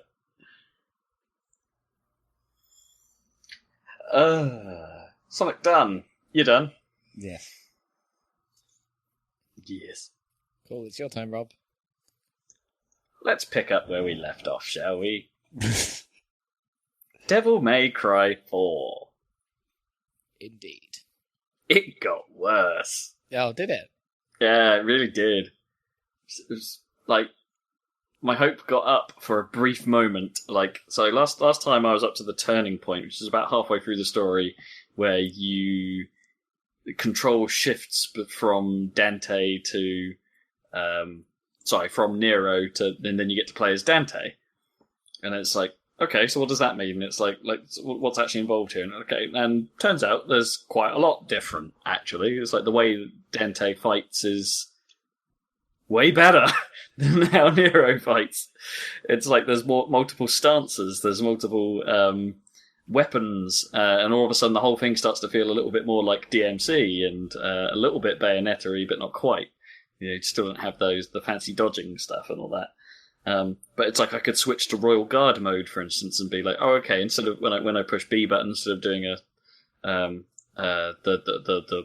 moves with your arm your devil arm that you would do with Nero, it's like, now you do a stance move. So if I have Royal Guard up, I can actually try and time blocks and parries and build up a guard meter that I can then rage out and hurt things real bad. And it's like, okay, but that's just one part of his character. I can then switch to Swordmaster mode and do some more air juggle stuff. Or I could switch to Gunslinger mode and have all of this on the fly. It's all on the D-pad, so you can just switch to any of these stances at will, and then swing my gun around and do some other crazy stuff. And it's like it suddenly the combat felt a lot deeper and a lot more interesting. And then I realised how the game was going to play out from that point, which is to do all of the first half of the game again, but backwards. So Nero's ran all the way through this like weird castle structure thing to get to a point, and now Dante's going to run all the way back. Oh, what? And we're fighting all the same bosses on the way, just in slightly harder forms. No, come on. Yeah. And I was just like, oh no. Is this really how it's going to go? And it's like, yeah, and it keeps going. And it really is that. There's a couple of odd little tweaks along the way. Like, you might go through a level where the route's all messed up because every exit takes you somewhere else rather than where you expect to be, and there's a sort of mini puzzle in trying to figure that out. But, you know, and some of the areas are slightly different because there are things in the way, so you've got to take a slightly different route through them. But it is just retreading all the old ground again. All the old ground again. I mean, and it just feels cheap. It's like cheeky. Yeah, a new combat, replacing the combat system to make it more interesting just doesn't save it from just being a feeling cheap. Like, and it's then cemented even worse because the penultimate level has Nero playing a sort of board game thing where you hit a dice and your little player character moves around the board and things like that, and the idea is to get on these specific spots so you can go to a specific fight, and then when you win that fight you go up the level to the next board and keep going. Except those specific fights are the boss fights. Again. Mm-hmm. It's just no good, man. It's like it's just cheap. It's just cheap and cheeky. It's like you've given me half a game and extended it out dramatically. I mean, yeah. I mean, they have that. People have that criticism of like Metal Gear Solid 5, right? But it's like they ran out of kind of development time a lot with that, didn't they? And like that, that's an open world game or whatever. And like, I didn't mind replaying those missions with all the different things and stuff. But it's quite different. Yeah, I would say that MGS does a way better job of it because of the extra restrictions it puts on you. Yeah, like it feels like more of a thought. I guess because it's slightly more of a thought process rather than just mastering a different combat system. That maybe it's more engaging. I guess doing it again in that particular instance. It is cheap, but yeah, but that was never the intended plan. It's cheap in a ridiculously expensive game. Yeah. It's a lopsided thing, right? Yeah. But I'm just so bummed out about Devil like this because, Devil May Cry 4 is supposed to be one of the good ones. It's like everything apart from 2 is generally well received by the fans. As being good Devil May Cry games, they're worth playing, but I just don't see why it's got this. It's like, I don't know if this would even have been acceptable back in 2008 when it first came out. Like, obviously I'm playing the remastered version, but like, when did Bayonetta actually come out? That must have been near that time, if not earlier. Yeah. Oh yeah. And it's like, so even in the face of Bayonetta, I just can't look at this and go, this is a good game, because Bayonetta is so much better. Like, just not even a little bit better. It is so much better. Even if Bayonetta is basically cribbing Devil May Cry style, like, almost wholeheartedly, it just does a way better job of it. I mean, even Dante's style is like he's way more interesting a character than Nero, and his quips are better, and some of the scenes are really stupid. Some of the cutscenes are just so stupid that you just can't help but smile at them. Especially with him, there's a whole sort of like mini opera scene between him and the evil scientist dude. That's just great. It's like, yeah, okay, this is completely dumb and over the top and doesn't need to be here, but I'm really glad it is. But that's a cutscene, right? It's like, and was a lead up to me doing that boss fight again. It's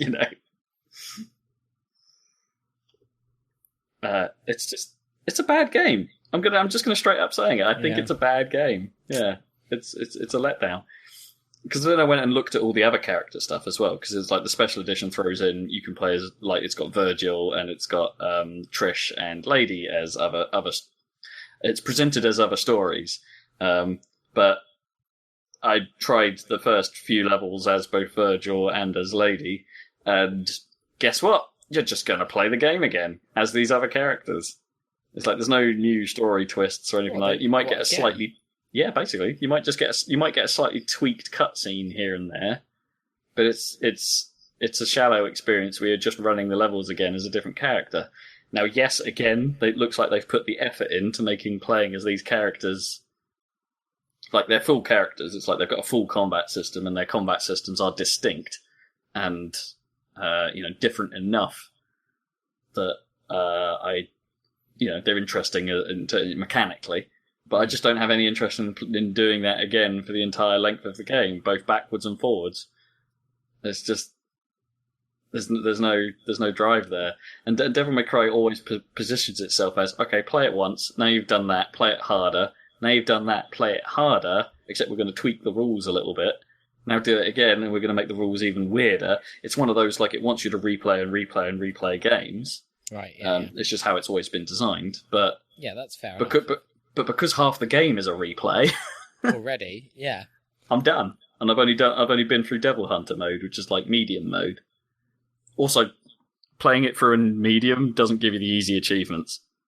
Like, capital fail. Yeah. Come on, guys. It's a classic. Capital fail. Had that figured out when freaking achievers were introduced. Yeah. I don't think they did. Quite a lot of games still did that. For a long time. I think Halo did that fine. For the, completion achievements. I don't think it made you play through easy mode to get the easy mode achievement. No, it definitely didn't. But anyway, yeah, this is sort of like, so I now have, I was vaguely interested in Devil May Cry 5, but now I don't know if I can hold that. I just have no reason to be hype anymore. It's like, if this was a good one, and I talked about it last time, but I have complaints about how that combat system works in general. Like, it's not as flexible as DMC. It's not as fast as Bayonetta. It's not as the boss fights sometimes feel quite cheap, and some of the mechanics you need to defeat enemies after a while. Once you've figured out their trick, they're not all that fun to fight. It's it's got lots of issues aside from its structure. But anyway, that's that. I will put that down. Uninstall. Okay. Deinstall. But we're still. So, what does that make you think about the future of the franchise, given they've announced a new one? Well, as I said, I'm just not really hype anymore. Not it's hype, like I don't know. It feels like there's a ridiculous amount of ground to make up. Oh well, let's just play Bayonetta. Yeah. Let's hope Bayonetta 3 isn't that far away. Cool. Anything else this No, just called me a perv for saying.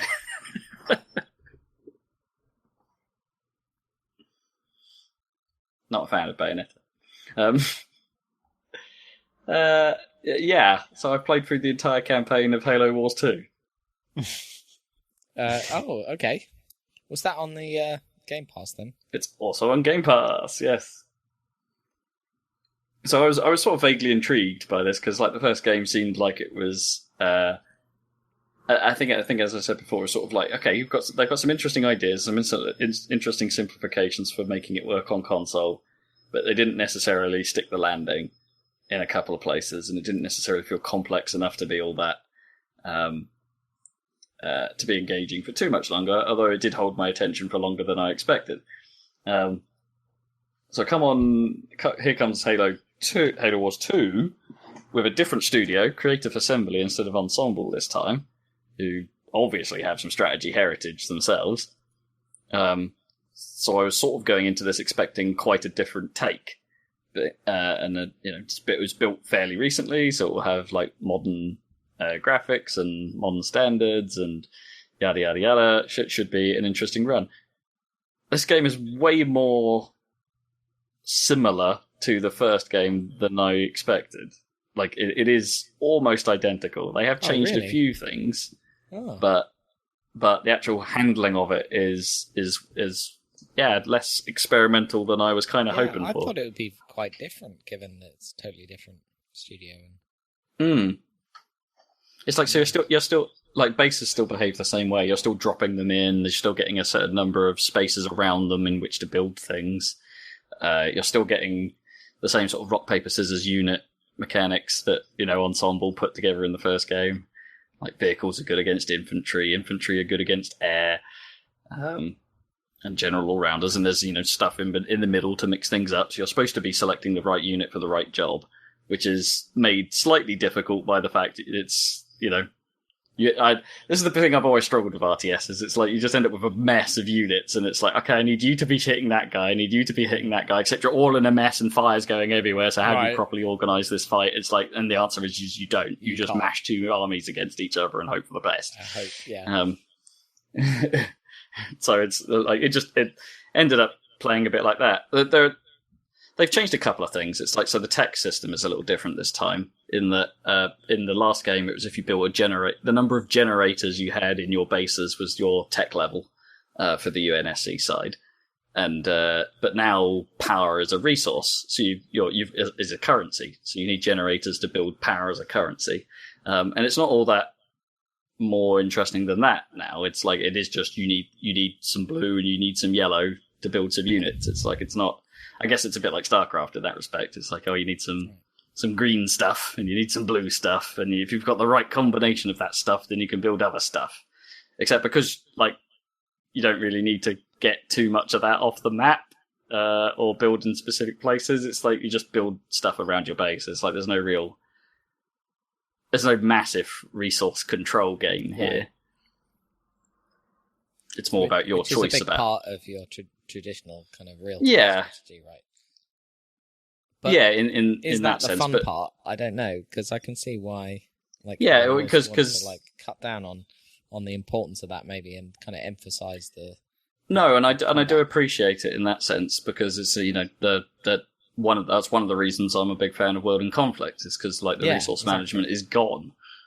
It's like your management is your unit cap, and that's all, almost, in World in Conflict. And it's like, you've got a unit cap hitter as well that you can research to increase. So you've got some of that to manage as well. And some of the bigger units will take much bigger chunks of your cap.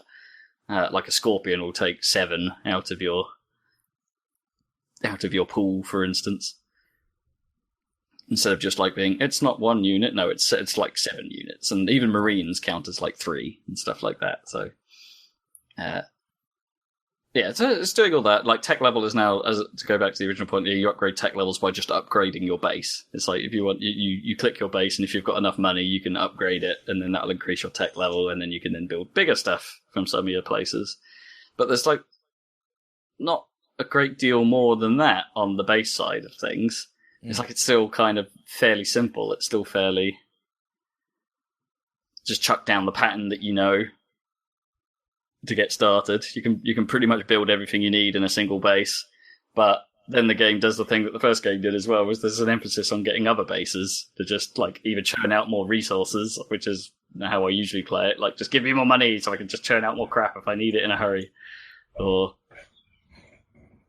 or forward operating bases, I suppose, is for just being like, I need somewhere nearer the fight, or I can just chuck out some Marines every now and then, and it's, so it's all of what I'm saying really at the moment is just like it's slightly tweaked, but very much the same, and that's kind of true of the whole rest of the game and the campaign structure. If anything, they've streamlined the campaign, so like some of the crazier mission types are missing here. Oh, like there was. What? So in the first Halo Wars, there was a mission against a scarab that wasn't fully built yet. So Okay. it was sat on one edge of the map, but was like sweeping the area like a With its spotlight. So you laser. had to keep but there was like stuff in the way, so you had to move your units like up to it without being in the spotlight. But every now and then it would just fire of its own accord because it kind of knew where your base was. So it was taking down the barricade in front of your base. So it became a bit of a time challenge to be like, okay, I've got to get my unit safely to it, taking out stuff on the way.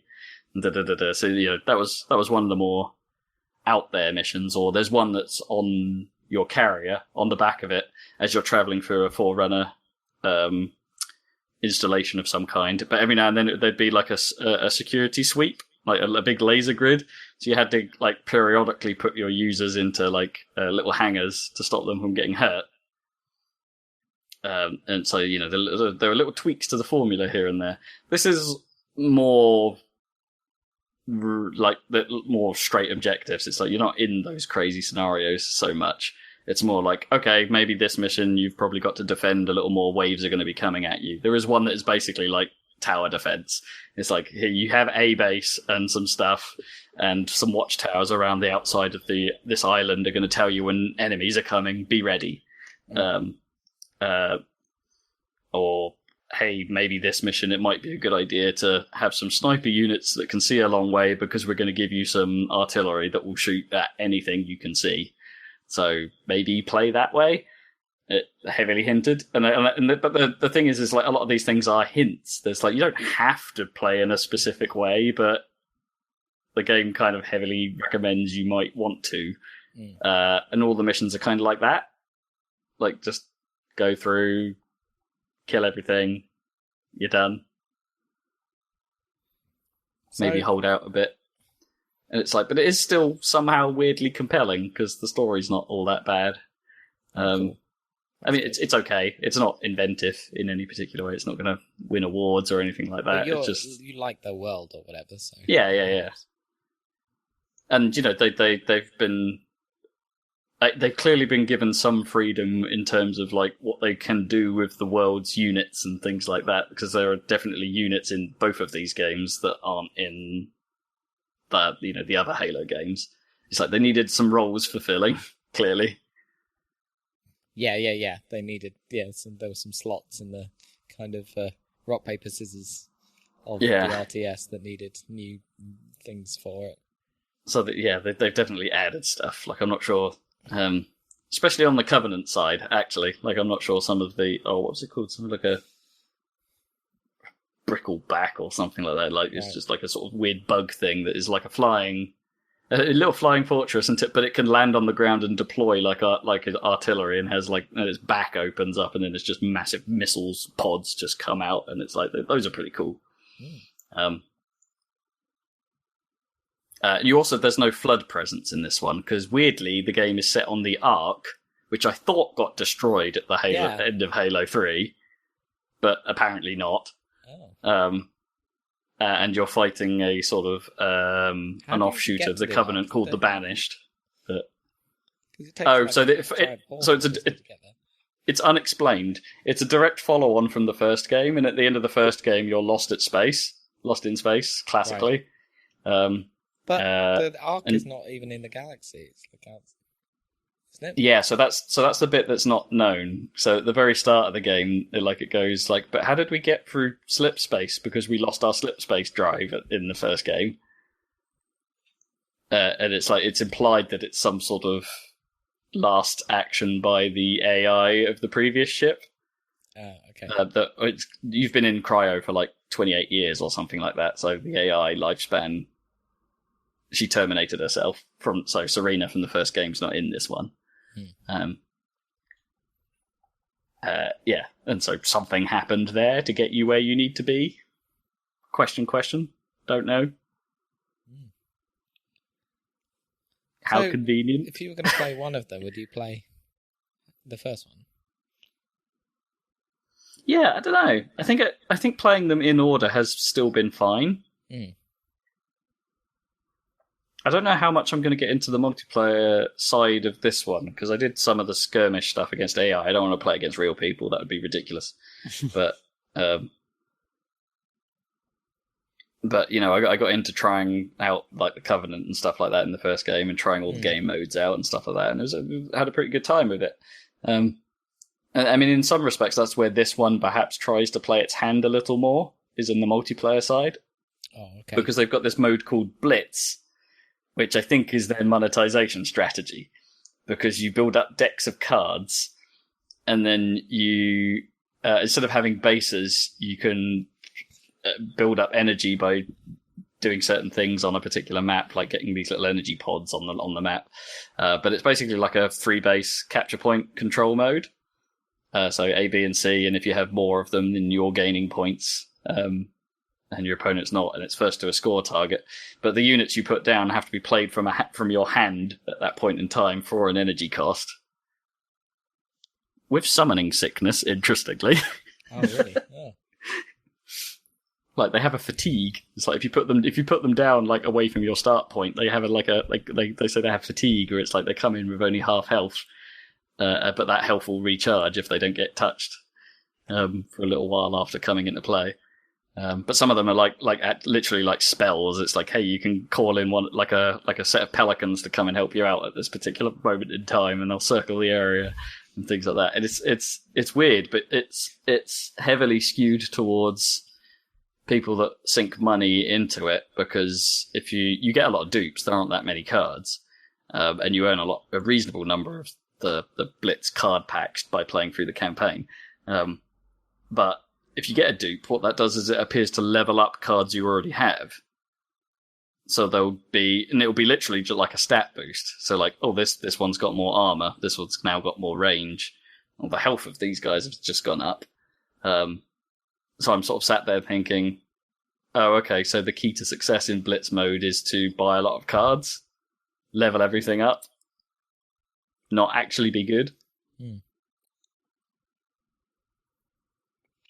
Which is a shame, because it has a firefight variant of it for co-op play that actually sounded kind of interesting.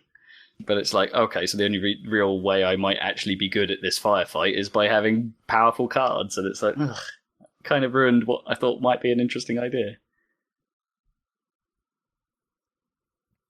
I mean, yeah, it sounded like a cool concept, but didn't quite pan out.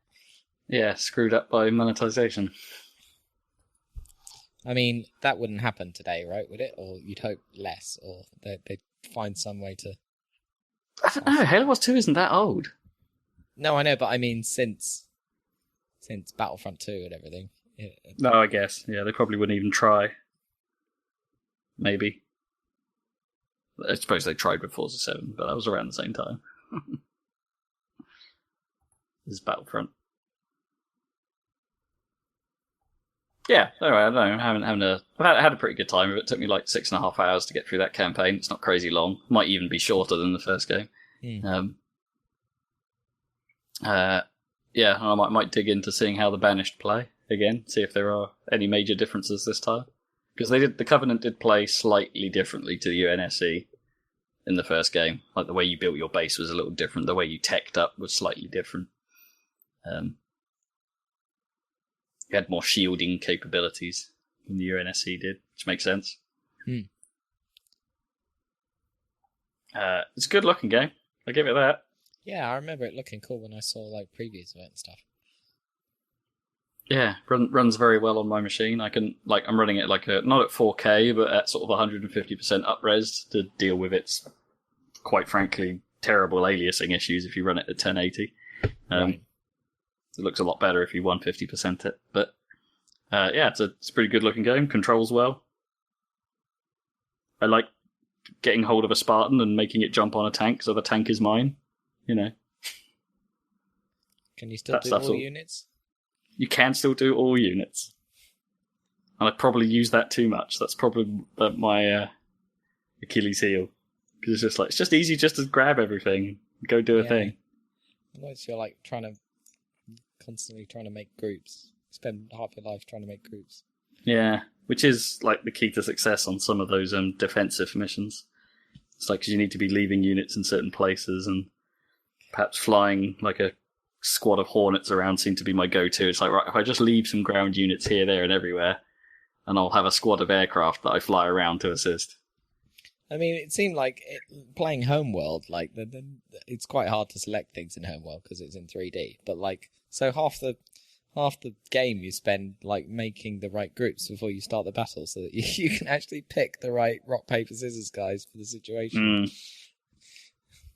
I mean, and it has like a whole keyboard's full of buttons for selecting certain kinds of, types of units. I don't know. Never got that good at it.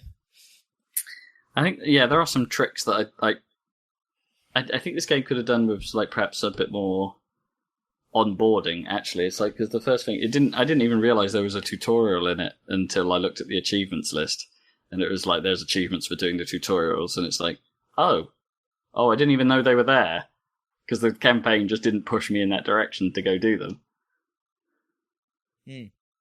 And it probably could have done with a little bit like that if you're new to the game, but fortunately pretty much everything from the first game carries over.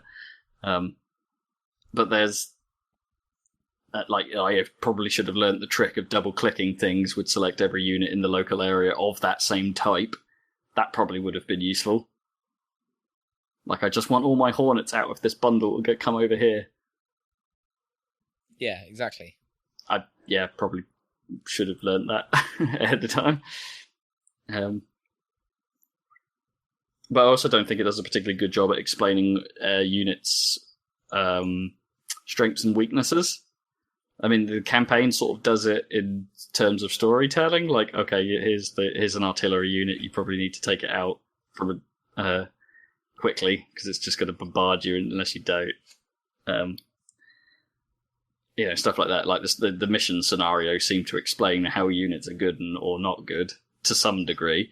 But there's no, like, if I forget something, there's no real decent hover text. You get a little bit, but I would like to know quite a lot more about what some of the units are good at and some not at. They've got a little symbol system, which I actually think is really neat because it's if you do hover over one of the units and you want to learn about it, like there'll be 4 symbols next to it to be like, okay, it's which will be color coded to show you effectiveness and what they can attack.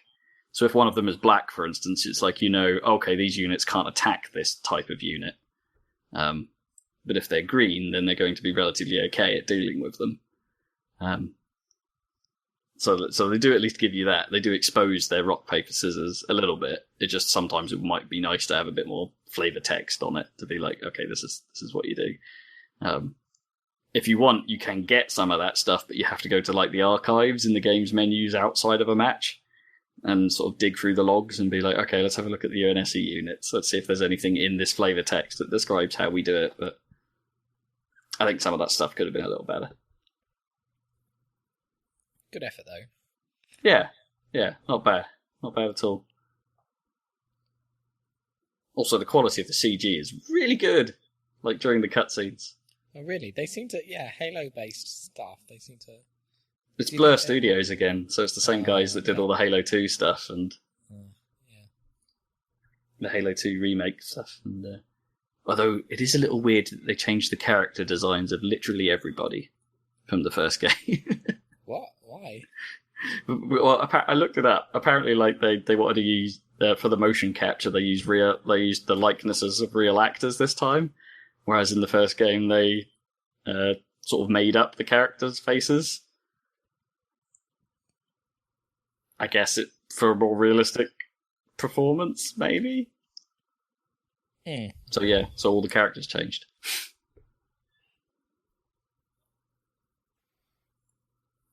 Little weird. Some of them dramatically, because I was just like, is that the same person? Oh, apparently it is. Yeah, tiny bit off-putting. But anyway, I'm sort of done with that. I'll check out some multiplayer, I suppose, and check in next time. Report back on that one. Yeah. Yeah. I think that's pretty much it, really. I've still been tinkering with Riptide GP a little bit. Somehow. Yeah, that game is massive in terms of like how much career events that has, even though it's like the same thing over and over and over again. Like just getting slightly faster each time, I suppose. It's like I'm now at boss level, so it's like I've done the storyline, but it's now unlocked. Like, okay, here's the hardest version of every event on every level. Go do it. So I've got to that point now. It's like just the hardest of the hard stuff to do. It's kind of okay. It's a mindless game. I don't mind just picking it up and having a bit of fun, just killing time in it, you know? There's something satisfying about its trick system. Like, you just flick some sticks about in the air and it does a thing. I always like that kind of style. Yeah, more than like button combo, like. Yeah, it's quite neat. Like, you know, if you push left stick up, right stick down, that's how you do a spin. Like, you know, like a helicopter spin. If you push both the sticks in, that's how you do a front flip, like towards each other. I mean, sort of one right, one left. And doing it the other way is how you do backflip. So it ends up feeling quite natural how to do specific tricks. And like, you know, you double tap it to do a double flip, and it's like, oh, okay, yeah, that makes sense. I think the trick system's quite well thought through. It's the same. The tracks sometimes don't feel like they fit the tricks you're trying to pull off, but that seems to get easier as the cars get faster. Get more airtime. Up to the point where there are some tracks where if you get too much airtime, you just slam into a wall. And it's like, oh, damn it, my jump was too good. Damn.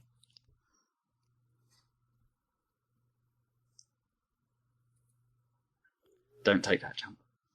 Just drive the slow way. You'll be fine, because you won't crash. Anyway, yeah, I think I'm done. Cool. Oh, apart from, playing more Octo. Still working my way through that. That thing's still cool. You gonna make Oh, I guess you can't. There'd be a video of that. But yeah, it's not. Yeah, we'd need some capture kit to do that off the Switch. Yeah. But yeah. Oh well, never mind. Cool. You played anything? I haven't, because I've been struggling with this RSI thing, and now this stupid glasses thing. But I did order God of War, so I will hopefully get to play that. But let's see if I can sort these things out first.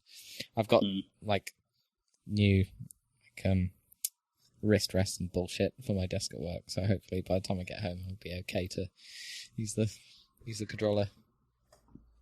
I always found myself not using those like wrist rest things properly. I know. You're not supposed to actually rest your wrists on them when you're typing.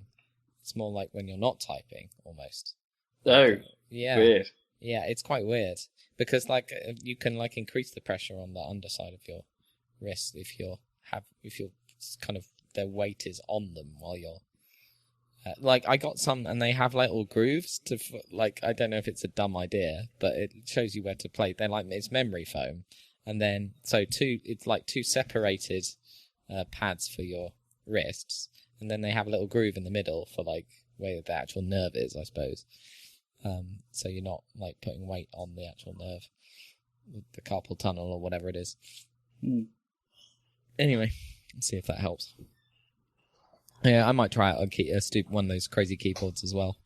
It seems like Microsoft make the best one still. The sort of ergonomic split ones, you mean? Yeah. Yeah, exactly. I'll have to see if I can remap it for a Mac, but I think it'll work. It should be fine. I'll give it a try. I mean, it's just to see. I don't know if it'll help, but it's probably worth a try. Yeah, anything is if you're still having grief of it, even now. A couple of weeks on. Oh, no, it's not. It's been ages. Yeah, it's not going away. Anyway, I'll figure that out. But yeah, I'm excited to play a bit of that. Yeah, I was thinking about that sort of so when am I going to get a PS4? Sort of had that thought process again recently. Almost primarily for God of War, actually. I mean, I was quite worried that oh no, I won't be able to spend lots of time playing Red Dead. But maybe I'll I might take some holiday so that I can do that as my one thing, and then and then I can spend my RSI budget on gaming instead of working. Nice. Yeah, we'll see. I'm going to do some proper recovery by putting my hand in a slightly different position. Yeah, exactly. I probably need to change where I sit and stuff, and all that. Yeah, I don't know. Home anyway. Just don't know how you really tackle it properly. Yeah, I don't really know, but never mind. I always found myself just poking those do you remember when Jest rests were all the thing, and they seem to be everywhere for a while. It's just it's not actually. I don't find them all that comfortable to actually put my wrists on to then use. So I just ended up putting them on the side, just using them to poke. Yeah, for poking. Like a little stress strip of some kind, just sort of sitting there going squeegee. Yeah. Anyway, we shall see. But I think that may be coming towards the end of this podcast. Absolutely. Do check out the Happy Salad video channel and wait with bated breath for the final installment of Sonic Colors. Be a few days yet. I'm away for work. So. Yeah, exactly. And a few days for that one, possibly. And then in a couple of weeks, there'll be another Saladcast. So join us for that. Yeah. I'm going to get around to playing... I haven't decided between whether I should start Final Fantasy 15 next or Yuki's, or whatever it's Yuko, something like that. Yuko's Island Express, which is like a pinball platformer that I'm quite hyped for. I mean, you better play that. I'm sure that will be quite short. Yeah, probably won't be that long. So maybe I'll play that for next time. Pinball platformer, guys, come on. As a dung beetle. I mean, Sonic's Pinball existed, does it? Yeah, but that was bad. Yeah, hopefully they'll do it well. Spinball was alright, actually. It was just odd. It was just odd. It wasn't as a pinball platformer. I mean, there's not a great deal of actual platforming in it. It's a little bit. Yeah. Yeah, it's more like a primary pinball. Yeah. Like weird objective pinball, which is always slightly odd, but it was a good idea, just not all that well executed. So maybe this is the one where they get it right.